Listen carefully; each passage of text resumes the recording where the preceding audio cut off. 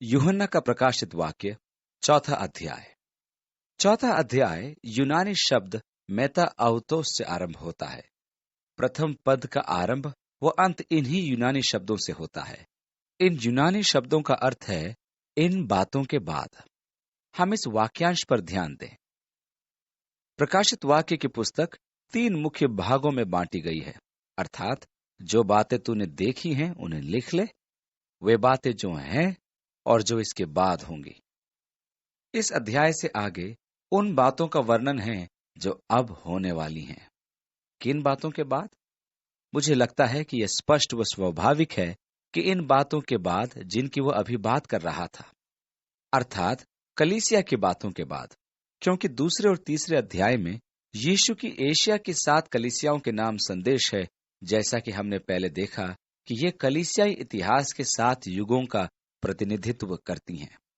इन बातों के बाद यानी कलीसिया के इन बातों के बाद मैंने दृष्टि की तो क्या देखता हूं कि स्वर्ग में एक द्वार खुला हुआ है, और जिसको मैंने पहली तुरही के से शब्द से अपने साथ बातें करते हुए सुना था, वही कहता है कि यहां ऊपर आ जा, और मैं वे बातें तुझे दिखाऊंगा जिनका इन बातों के बाद पूरा होना अवश्य है। मेरा विश्वास है कि जब कलीसिया का उद्देश्य पृथ्वी पर पूरा हो जाएगा और उसकी गवाही पूरी हो जाएगी, या जैसे पौलुस कहता है, जब अन्य जातियों का समय पूरा होगा तो प्रभु अपनी कलीसिया को स्वर्ग में उठा लेगा। पौलुस ने कहा, देखो मैं तुम्हें भेद की बात बताता हूं, हम सब तो सोएंगे नहीं, परंतु क्षण भर में बदल जाएंगे। परमेश्वर की तुरही फूंकी जाएगी और यीशु मसीह में जो मर गए थे वे जी उठेंगे। पहला थिस्सलुनीकियों चौथा अध्याय और 16वीं आयत में पौलुस कहता है, क्योंकि प्रभु स्वयं स्वर्ग से प्रधान स्वर्गदूत के तुरही की आवाज से उतरेगा, और जो मसीह में मरे वे पहले जी उठेंगे। तब हम जो जीवित बचेंगे प्रभु से हवा में मिलने के लिए उठा लिए जाएंगे, ताकि सदा के लिए प्रभु के साथ हों। मेरा विश्वास है कि कलीसिया का रैप्चर यानी कि स्वर्गारोहण होगा। जब यूहन्ना को प्रभु के दिन आत्मा में उठा लिया गया तो उसने आत्मा में कलीसिया के रैप्चर या स्वर्गारोहण का अनुभव किया। कलीसियाओं को प्रभु के दिए गए संदेशों को बताने के बाद स्वर्गदूत ने यूहन्ना को बुलाया और कहा, मैं तुझे वे बातें दिखाऊंगा जिनका इन बातों के बाद पूरा होना जरूरी है, अर्थात कलीसिया के बातों के बाद। अध्याय 4 में हम पृथ्वी पर कलीसिया के बाद के युग को देखते हैं, और आगे लिखा है, और तुरंत मैं आत्मा में आ गया, और क्या देखता हूं कि एक सिंहासन स्वर्ग में धरा है, और उस सिंहासन पर कोई बैठा है, और जो उस पर बैठा है वह यशव और मानिक सा दिखाई पड़ता है। और उस सिंहासन के चारों ओर मरकत सा एक मेघ धनुष दिखाई देता है। आधारभूत रंग जो सिंहासन से निकलते हैं वह है हरा और उसके साथ लाल, और मरकत के समान जिसका रंग बैंगनी रंग का आभास दिलाता है। अब पौलुस तीमुथियुस को लिखे पत्र में हमें बताता है कि परमेश्वर ज्योति में रहता है, जहां मनुष्य नहीं पहुंच सकता। स्वर्ग में महिमा की देह को धारण करने के बाद भी हम केवल परमेश्वर की महिमा की चमक को ही देख पाएंगे, जो परमेश्वर के सिंहासन से एक तेज प्रकाश के समान निकलती है। सिंहासन के ऊपर जो मेघ धनुष है उसका मुख्य रंग हरा है, जिसकी चमक लाल व मरकत बहुमूल्य पत्थर जिसका रंग बैंजनी है उसके समान दिखती है।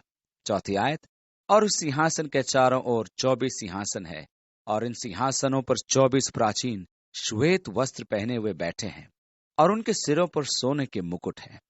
ये 24 प्राचीन श्वेत वस्त्र पहने हुए हैं। बाइबल के विद्वानों के अनुसार ये प्राचीन कलीसिया के प्रतिनिधि हैं।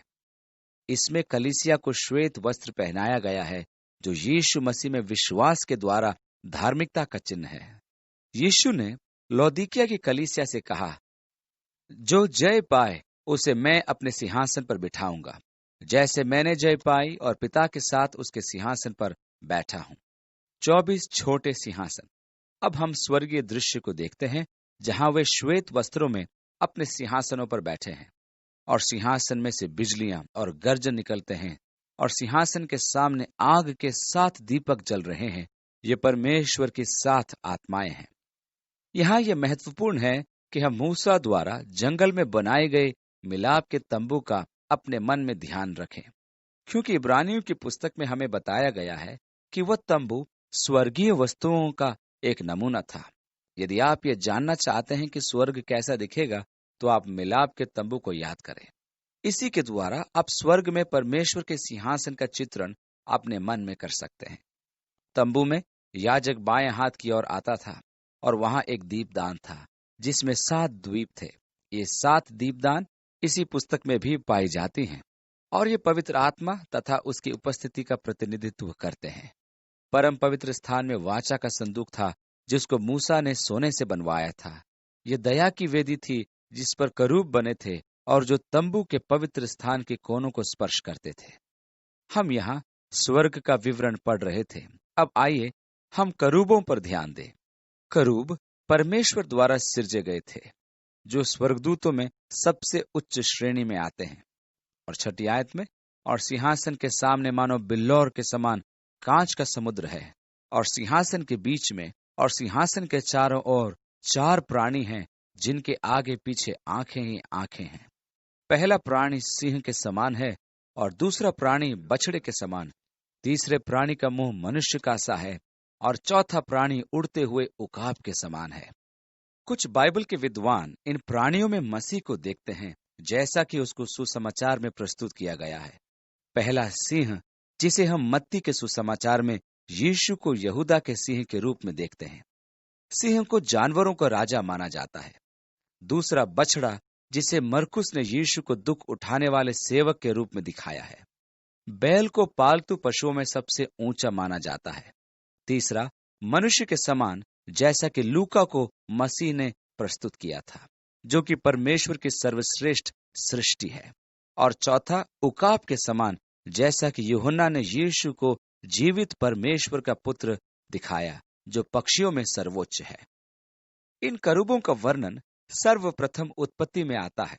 जब परमेश्वर ने आदम को उसके पाप के कारण वाटिका से निकाल दिया, तो उसने करूबों को वाटिका के प्रवेश द्वार पर नियुक्त किया कि कहीं मनुष्य फिर से वाटिका में आकर उस जीवन के वृक्ष के फल को खा न ले और पाप की स्थिति में सदा तक जीवित रहे।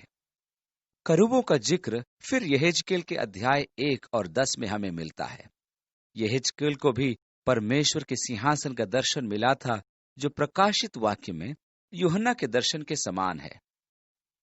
जब यहेजकेल ने करूबों को देखा तो प्रत्येक के 4 चेहरे थे, प्रत्येक दिशा में एक चेहरा, और चेहरे बैल, सिंह, मनुष्य व उकाब के से थे। इसकी पृष्ठभूमि के लिए आपको यहेजकेल के पहले और 10वें अध्याय को पढ़ना होगा, ताकि स्वर्ग में परमेश्वर के सिंहासन के बारे में आप यूहन्ना द्वारा दिखाए गए दर्शन को भी समझ सकें।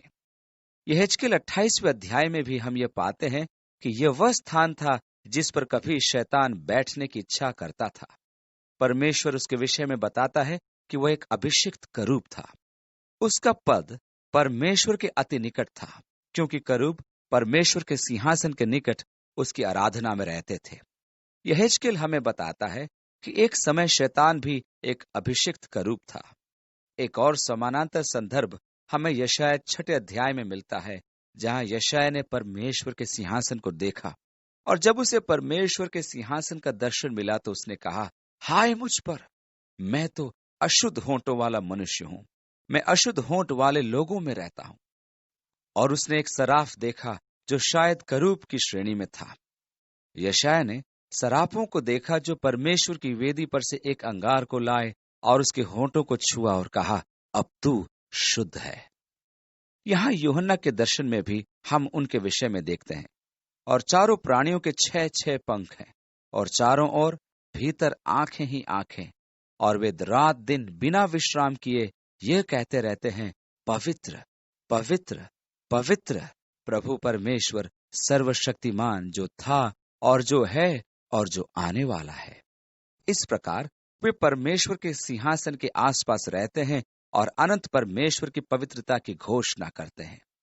9वीं आयत से आगे, और जब वे प्राणी उसकी जो सिंहासन पर बैठा है और जो युगानुयुग जीवता है महिमा, आदर और धन्यवाद करेंगे, तब 24 प्राचीन सिंहासन पर बैठने वाले के सामने गिर पड़ेंगे और उसे जो युगानुयुग जीवता है प्रणाम करेंगे, और अपने अपने मुकुट सिंहासन के सामने यह कहते हुए डाल देंगे कि हे हमारे प्रभु और परमेश्वर, तू ही महिमा, आदर और सामर्थ के योग्य है, क्योंकि तू ही ने सब वस्तुएं सिरजी और वे तेरी ही इच्छाएं थीं और सिरजी गईं। यहाँ हम स्वर्ग के प्रथम दृश्य को देखते हैं, और यही वह प्रथम दृश्य है जिसे यूहन्ना के समान स्वर्ग में हम देखेंगे। परमेश्वर का सिंहासन, करूब परमेश्वर के सिंहासन के आसपास, और सिंहासन पर बैठे परमेश्वर की आराधना हम करेंगे। फिर परमेश्वर की पवित्रता की घोषणा के उत्तर में 24 प्राचीन कहेंगे, तू ही आदर, महिमा और सामर्थ के योग्य है। क्यों? प्रथम, क्योंकि तूने सब कुछ सिरजा है। उसी ने सब चीजों को सिरजा है। न केवल ये, बल्कि उसने अपनी खुशी के लिए इनको सिरजा है। यह एक सत्य कथन है जो हमें ग्रहण करना होगा। हमारी सृष्टि परमेश्वर के आनंद के लिए हुई है, न कि हमारे आनंद के लिए। इस प्रकार हमें अपने आप को आनंदित रखने में परिश्रम नहीं करना पड़ेगा। हमें अपने अस्तित्व के उद्देश्य को पूरा करना है। आनंद की बात तो यह है कि जब मेरा जीवन परमेश्वर की खुशी के लिए होता है, तो स्वयं मुझे भी खुशी होती है। यही आनंद है, यही संतुष्टि है, यही परिपूर्णता है।